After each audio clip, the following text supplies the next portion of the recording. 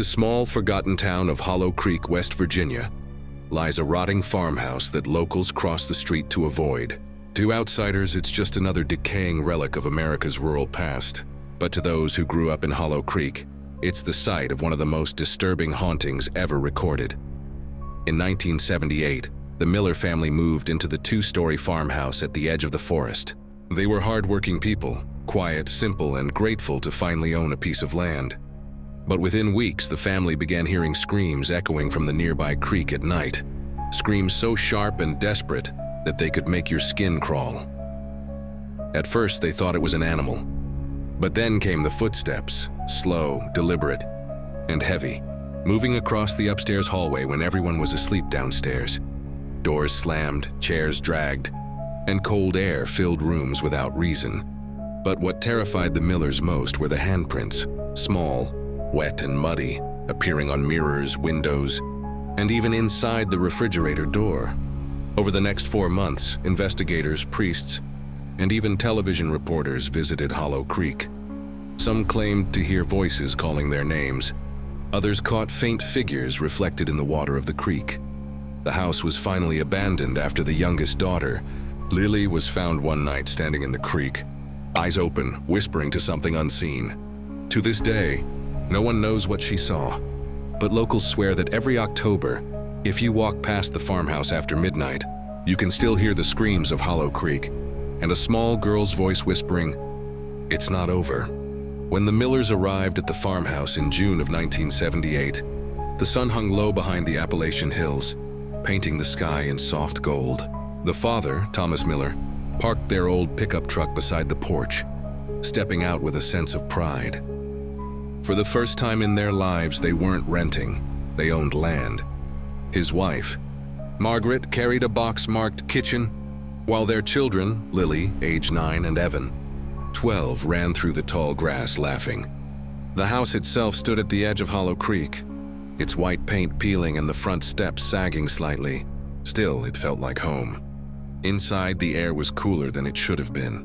Dust floated in beams of sunlight slicing through cracked window panes. There was a faint odor of damp earth, like something buried beneath the floors. Margaret brushed it off, saying the house just needed a good airing out. That first evening, Thomas lit a small fire in the old brick fireplace.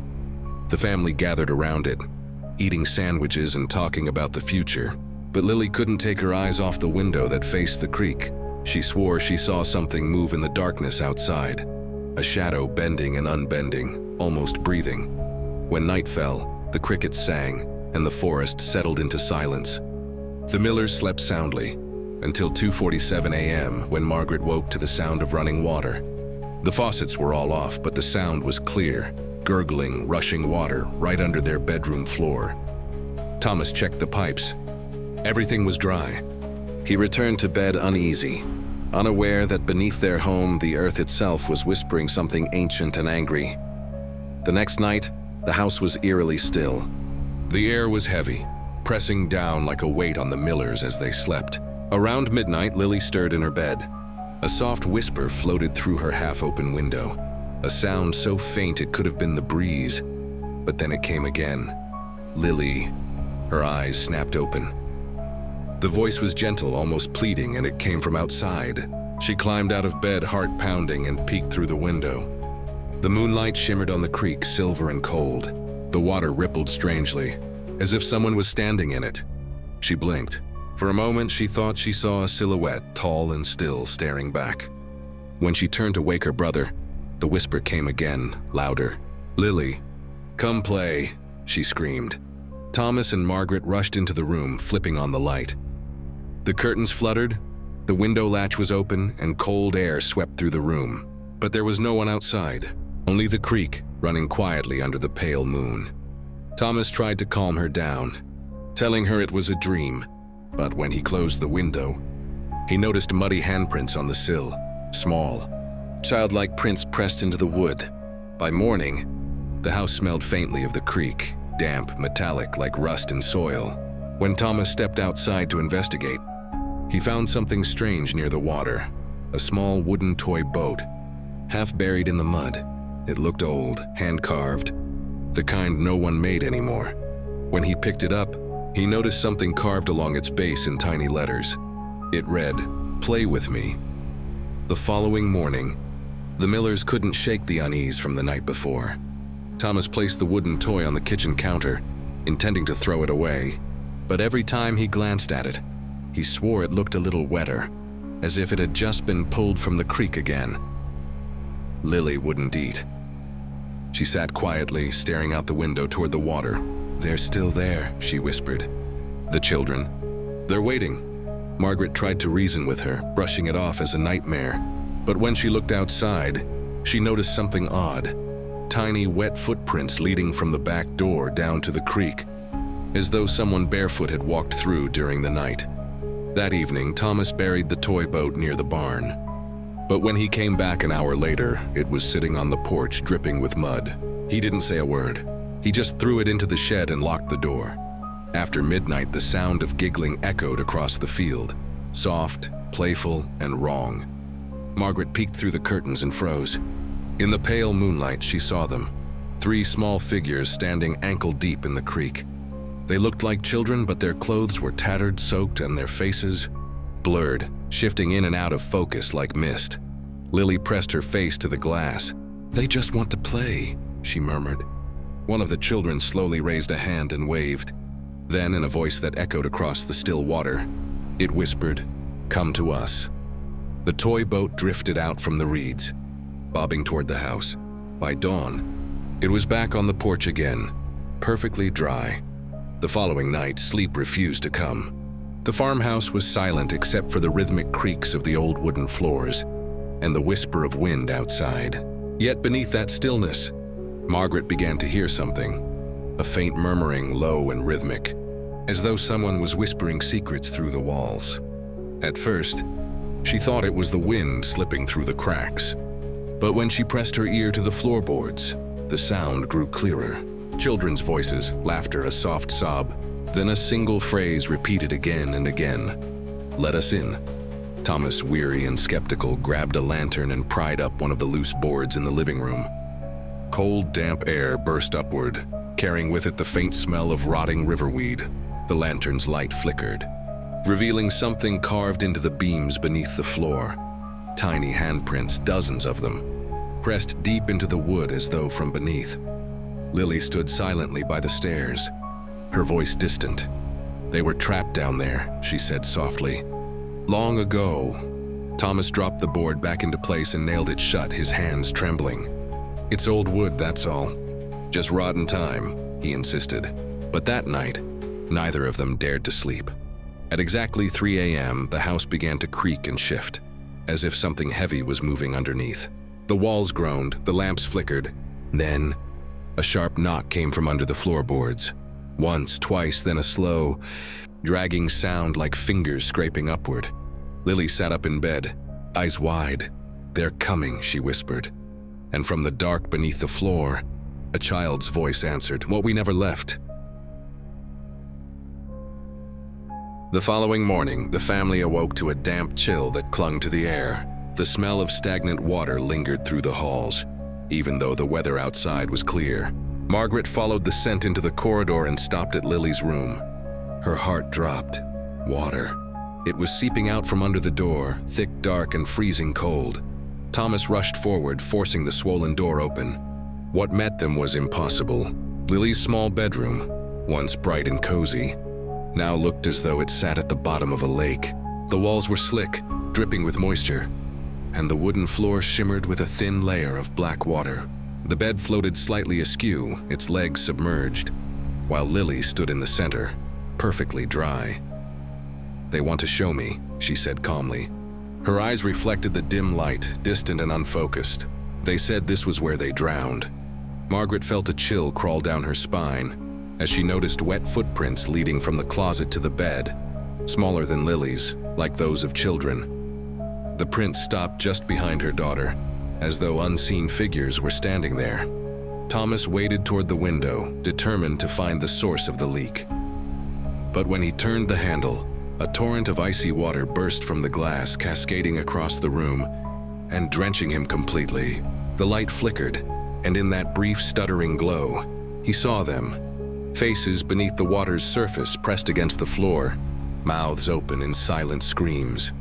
When the room finally dried hours later, the wallpaper was stained with dark, twisting shapes, outlines of reaching hands. Lily only smiled faintly and whispered, "They're closer now." That night, the house was suffocatingly still. Even the wind outside seemed to have vanished, leaving only the slow ticking of the grandfather clock echoing through the hall. Lily hadn't spoken since the flood. She simply sat on her bed, staring at her mirror, an old oval-shaped one that had belonged to the inn long before they moved in. Margaret knocked softly and entered, her voice gentle. "Sweetheart, are you all right?" Lily didn't answer. Her reflection, however, smiled. Margaret froze. The girl in the mirror tilted her head, but Lily didn't move. The reflection's lips parted, and though no sound came at first, a low murmuring filled the room. Dozens of overlapping voices whispering in a language Margaret couldn't understand. She stumbled backward, clutching the doorframe as the whispers grew louder, circling her mind like a storm. Lily finally turned to her, eyes dark and glassy. "They're telling me what happened," she said in a hollow voice. "They say the mirror remembers everything."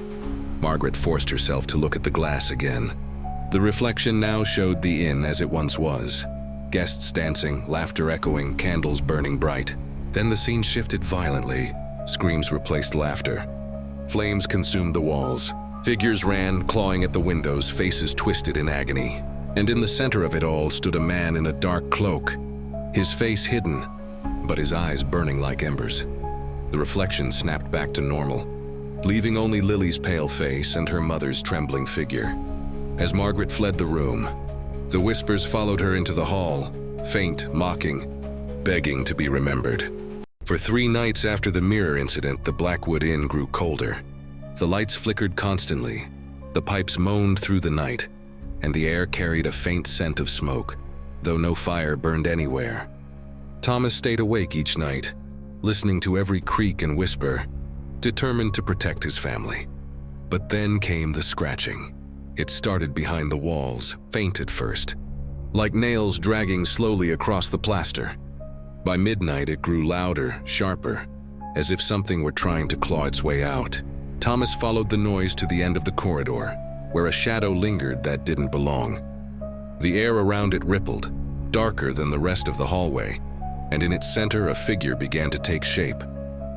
He stood tall, draped in what looked like a long, torn cloak.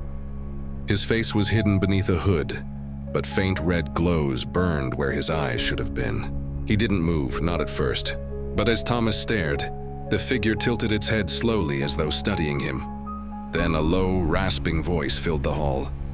"You opened the door." Thomas stumbled backward, clutching the banister. The man's shadow stretched unnaturally across the floor, creeping toward him like smoke, wrapping around his legs before he could react. He felt a sudden freezing pressure on his chest, like a hand pushing him down, and the last thing he saw before blacking out was that hooded face bending closer, whispering something directly into his ear. When he awoke hours later, Thomas was lying at the bottom of the staircase. His chest bore 5 blackened marks shaped like fingers. Lily watched from above, whispering, "He's here now." After Thomas's collapse, the inn grew eerily silent. Margaret tended to him, but her eyes constantly drifted toward Lily's room. Her daughter had changed. Her skin was pale as ash. Her voice carried a strange echo, and her once bright eyes were now dull, shadowed, as if something inside her was watching. At night, Lily spoke in her sleep. Sometimes it was soft muttering, other times guttural words that made no sense. Or perhaps they did, just not in any human tongue. Furniture began to shift on its own. Doors opened and slammed without wind. The mirrors fogged up, words forming across them in dripping condensation. "She's mine." Desperate, Margaret sought help from the local priest, Father Mallory. When he entered the house, the air grew heavy, oppressive, as though the walls themselves disapproved of his presence.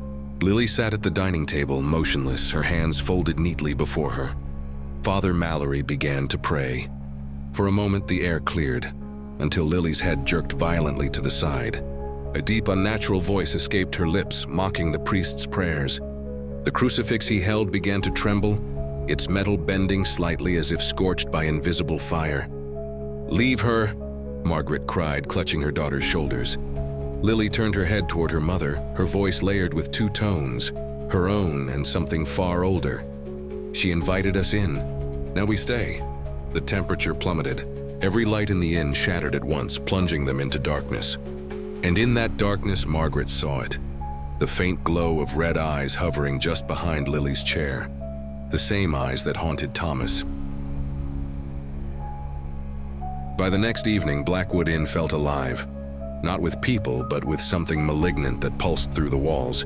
The floors vibrated softly under their feet, as if the building itself were breathing.